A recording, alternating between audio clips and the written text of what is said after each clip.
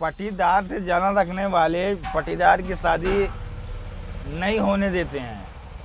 वो भी कैसे, आप लोग इस वीडियो में देखोगे कैसे नहीं होने देते हैं। चलिए हम भी देखते हैं और आप भी देखते हैं। भैया मैं बढ़िया रिश्ता है भैया, पक्का है भैया रिश्ता मेरी तरफ से। अरे भैया यस न का भैया, देखो पटीदार हमारे साहब भगवान के दिन सब कुछ है, हमका थार वार ना चाहिए, जानता है ना है। ठीक है भैया, रिश्ता मेरे तरफ से पक्का है भैया।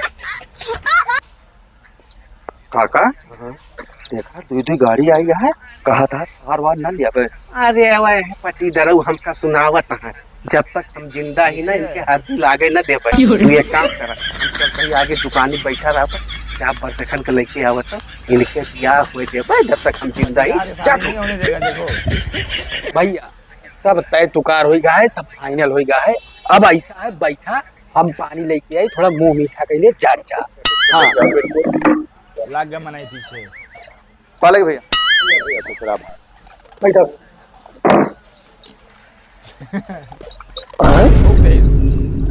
गए शादी कैंसिल हो गई, शादी हो गई नहीं। भैया चलो